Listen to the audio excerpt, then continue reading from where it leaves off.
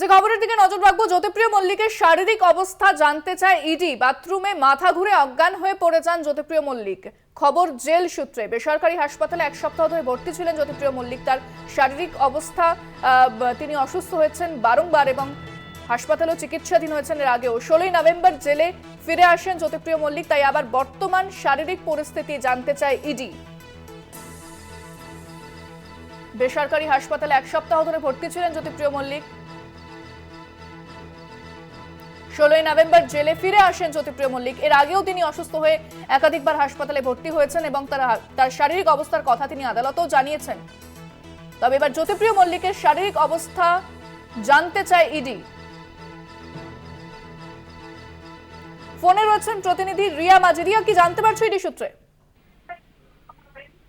দেখো, জ্যোতিপ্রিয় মল্লিকের শারীরিক অবস্থা এবার জানতে চাইছে ইডি এবং মেডিকেল তার কি রিপোর্ট রয়েছে, প্রেজেন্ট মেডিকেল কি রিপোর্ট রয়েছে সেটাই মূলত জানতে চাইছে ইডি। কারণ যেটাই দেখা গিয়েছে যে জ্যোতিপ্রিয় মল্লিকের যতবার কোর্ট প্রোডাকশন ছিল সেখানে সমস্ত সাবমিশনে তার লয়ারের তরফ থেকে বারংবার বলা হয়েছে যে তার বেলের কথা বলা হয়েছে, অর্থাৎ জামিন দেওয়ার কথা বলা হয়েছে, যেখানে সেখানে মেন হাতিয়ার করা হয়েছে তার মেডিকেল গ্রাউন্ড দেখিয়ে তার জামিনের কথা বলা হয়েছে বারংবার।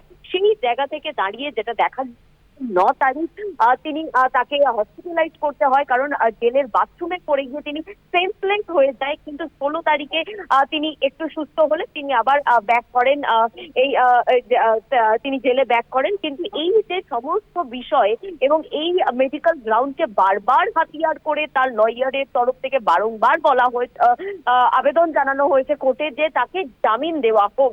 এবং সেই কারণের জন্যই এবার ইডি তারা জানতে চাইছে যে তার মেডিকেল স্ট্যাটাস এই মুহূর্তে কি রয়েছে। এবং এর আগেও যে অভিযোগ রয়েছিল, এর আগে আজকে একটি প্রোডাকশন রয়েছে ব্যাংশাল কোর্টে, যদিও ভিডিও কলিং এর মাধ্যমে সেই আজকে ভার্চুয়াল প্রোডাকশন হবে। এবং এর আগের যে প্রোডাকশন সেখানে যখন তাকে পাওয়া যায়নি ভিডিও কলে, সেই সময় যখন ইডির তরফ থেকে জিজ্ঞাসা করা হয় যে কেন তিনি প্রেজেন্ট নেই, সেই সময় কিন্তু জানতে পারে ইডি যে তিনি এই মুহূর্তে জেলে নয়, তিনি হসপিটালাইজ রয়েছে। এবং সেখানে ইডি বিরোধিতা করে এবং বলে যে কেন ইডিকে জানানো হয়নি। এবং সেই সমস্ত বিষয় নিয়ে ইডি এবার মেডিকেল রিপোর্ট তলব করেছে। মেডিকেল রিপোর্ট তার কি স্ট্যাটাস রয়েছে সেই বিষয়টা জানতে চাইছে ইডি। ধন্যবাদ রিয়া।